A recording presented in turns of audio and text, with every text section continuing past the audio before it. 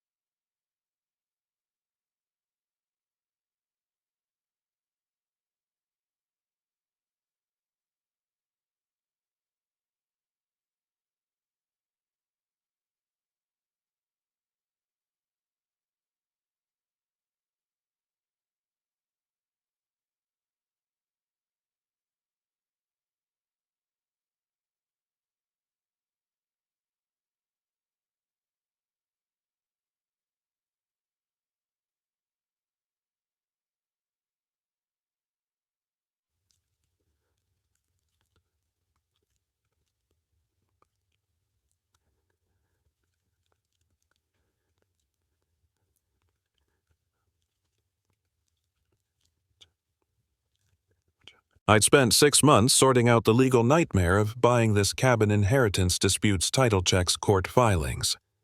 After years chasing City Hall corruption as an investigative journalist, this weathered cedar retreat by Clearwater Lake was supposed to be my peace. 30 feet from the water, quiet, private. I thought I was leaving the chaos behind. Then I saw her. Mid-50s navy blazer heels sinking into the gravel expression sharp enough to cut glass. "I'm Brenda Thornfield, president of Lakeside Estates, HOA." She said like that title made her royalty. "You can't move in without a permit. This is private property." I pulled out my deed, freshly stamped, notarized, legitimate. "Ma'am, I own this cabin. Everything's filed with the county recorder's office." She barely glanced at it before shaking her head. "Could be fake. Anyone can print documents these days." Then she pulled out her phone and, without breaking eye contact, dialed 911. "Yes, we've got a man trespassing and unloading stolen goods." Neighbors peeked through blinds. One old man froze with pruning shears midair, then hurried inside. It felt like I'd walked into a stage play where everyone knew their lines except me. When the cop arrived, a big guy named Sergeant O'Brien, he took one look at my papers and sighed. "Mr. Caldwell owns this property. Everything checks out." Brenda turned crimson. "That's impossible. He hasn't attended the mandatory orientation." "Ma'am," the officer said, voice flat. "That's not how property ownership works." He drove off, leaving her glaring at me like she'd just lost a kingdom. "Don't think this is over, Mr. Caldwell," she hissed. "We have rules here." She left heels clicking like gunfire. The air felt heavier after she was gone. Curtains closed, doors locked. And I realized this wasn't just one woman's power trip. This was fear, organized and enforced. The first notice came the next day, $500 for unauthorized vehicle presence. The second, $200 for non-compliant wood stain. The third, that one almost made me laugh. Aggressive friendliness.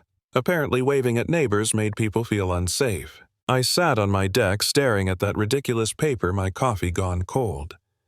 I'd spent years exposing fraud, but I'd never seen something this absurdly personal.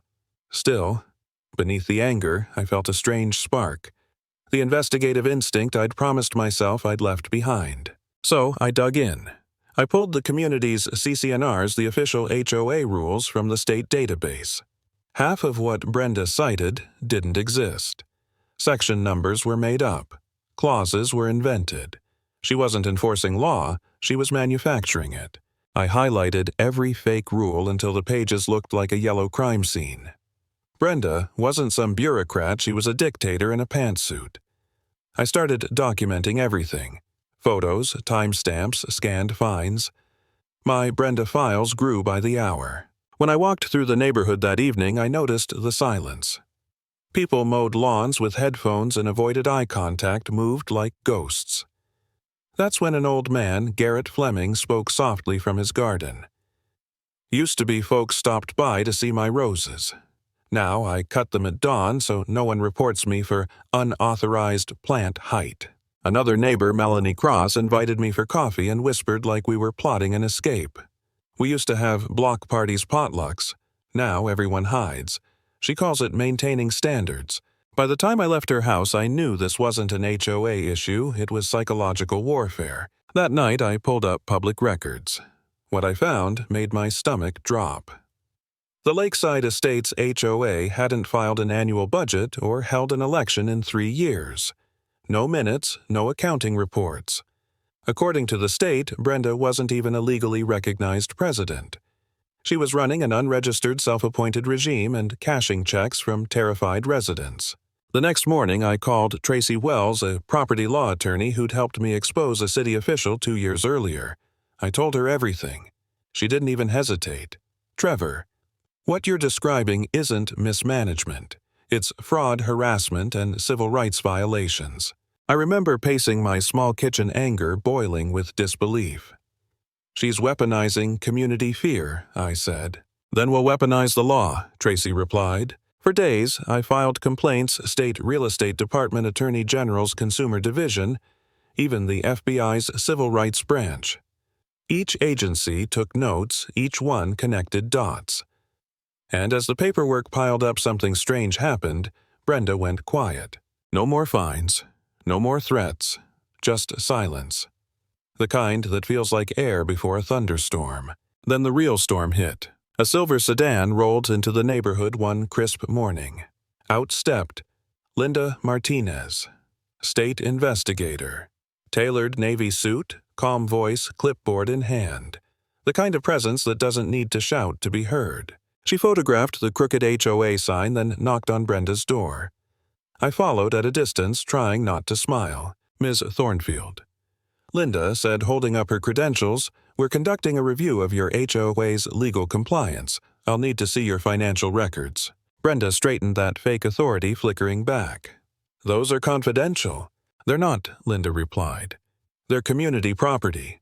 Failure to provide them is a criminal offense." Watching Brenda stammer was like watching a dam crack.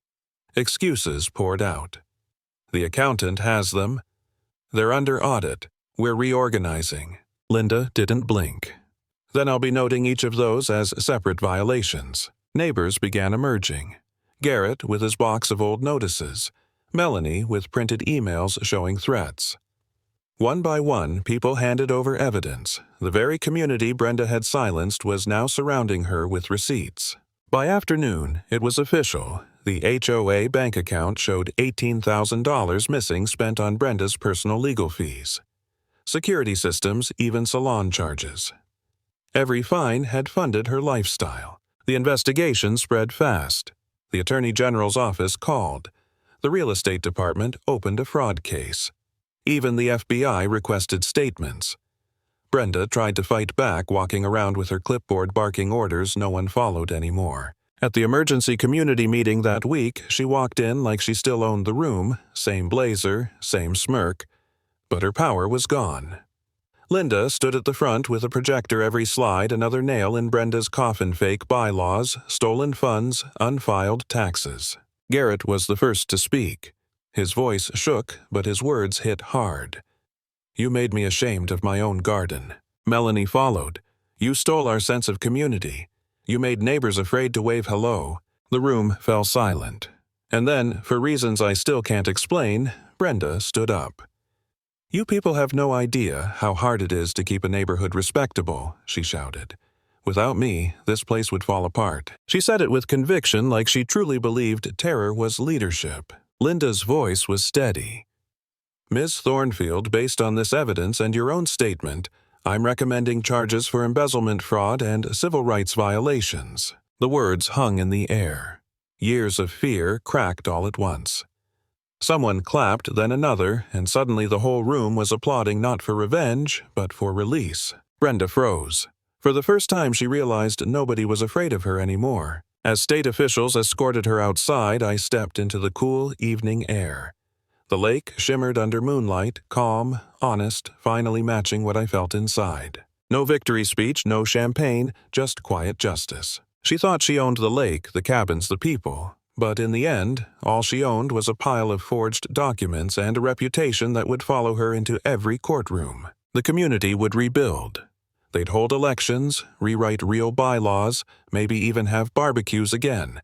But that was their story to tell. Mine ended here with a woman in handcuffs and a lake finally reflecting peace instead of fear. Because in the end, power built on lies always collapses. All it takes is one person willing to stop being afraid.